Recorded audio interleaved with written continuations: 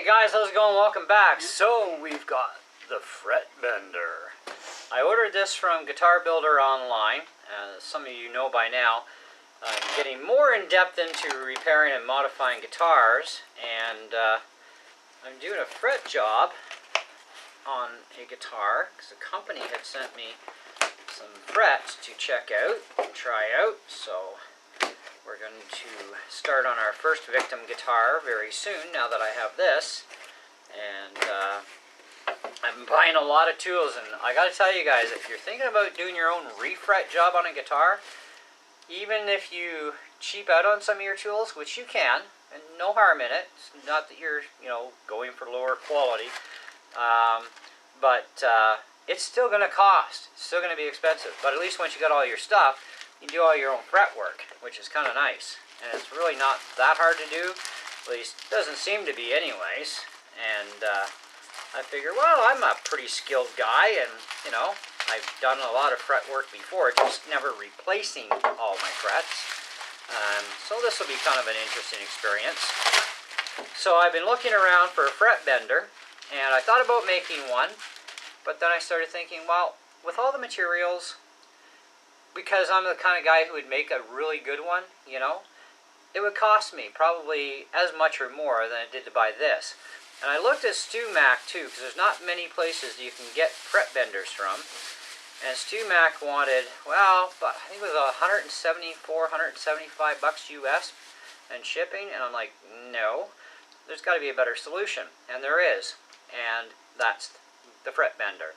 This is from a guy in Ottawa called GuitarBuilderOnline.com, and apparently he's a machinist from what I understand, and he makes these things among other Luthor tools, which are pretty awesome. And I thought, well, that looks pretty cool, looks really nice, and it's like, wow. And this was only like $68 Canadian in shipping, so $80 all in.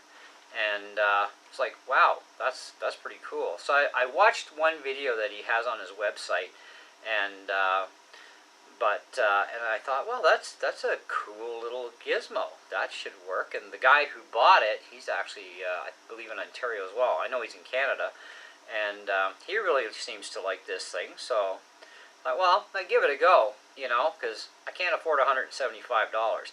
But the idea behind this is when you're refretting a guitar, you have to get the radius for your fretboard, because not all fretboards have the same radius, right? And so you got to put a curve or a bend into the fret so that it sits on there properly. And so I thought, well, this will definitely do it, because to do it manually would take forever, and it's a lot of skill in order to do that manually. But a machine, that works. Boom.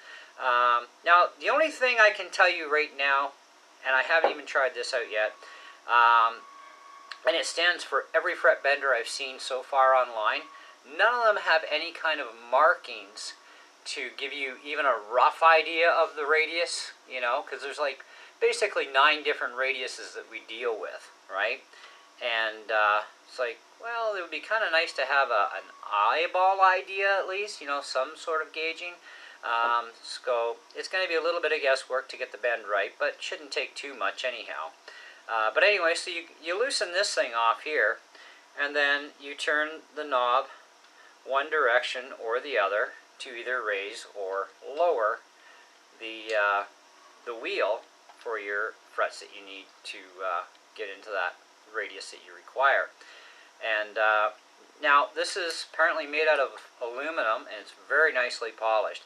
I tell you, from what I'm seeing now face to face, the workmanship in this is just amazing, okay? This is really well built. It's solid, like that is solid. And, I really like how he's accented the brass too with the aluminum. Did a really good job. The wheel apparently is hardened steel as well, which is good. You want that for long life durability. And good ball bearings as well. So I think it should more than do the job. Now, you can see there's no way it stands up on its own, and it doesn't. You're going to have to, mount it to your workbench or build a block for it. I'm going to actually build a block, and that it can be bolted to and stand up by itself. But we are going to have a demo of this for you, not on this video. I'm going to be starting to do that fret job probably sometime today or during the week at some point. Anyways, I'll have it, going by the weekend, and I'll be adding more parts to that video series of how to refret a guitar. And so we're going to get some good use out of this. In the meantime, what I am going to do is I'm going to find where my setting is going to be for the radius for the guitar that I'm working on. And what I might do is do up like a little sticker or something, because I've got some chrome stickers or whatever I can put on here to give me a memory of, approximately where it's sitting at. And this way I'll remember for the next, the next time, because, even my guitars, I've got like 10 guitars and different radiuses on most of them. So, but definitely liking this. I think it's definitely worth the money. But like I said, the only thing that's a downside for me on any of these, and it's not just picking on this one, it's all of them that I've seen, is the fact that there's no gauge to give you even a rough idea of where, 12-inch radius is, or 9.5, or whatever, That would be a nice little addition. But, a little bit of tweaking and, you'll figure it out, But I'm definitely liking what I'm seeing. And I like how this thing has been done. Well, let's see how far down it goes here. Okay, so that's the very bottom. So that's, wow, that's some very close tolerances for being right to the bottom. But don't think we need to go to that extreme. The more you go down on this, if I remember right, the more the bend, I think, happens in this. We'll figure it out anyways. We'll figure out how to use this thing, and then we'll definitely have a demo for you guys on how to actually use this thing. But definitely a really cool device. Really like it. Little no tools required either. So it's got a wing nut, and you don't have to really tighten it that hard either. Give it a little bit of a snug tighten before you run your fret wire. But apparently this thing is stainless steel fret wire friendly as well, so you won't have any problems doing any of your fret wires out there, which is cool. Like that idea.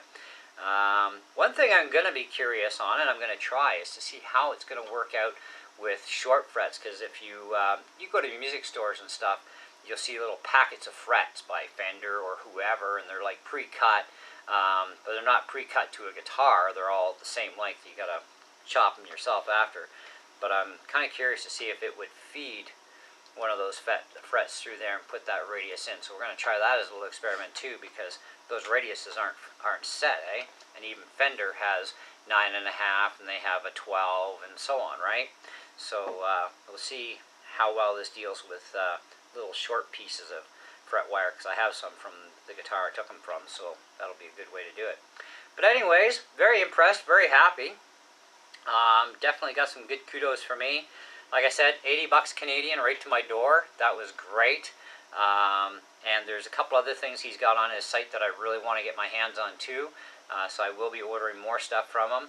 And there is stuff at StewMac's site that I think is really reasonably priced too, that I've been looking at, including fret wire and a few other gizmos that I still would like to have.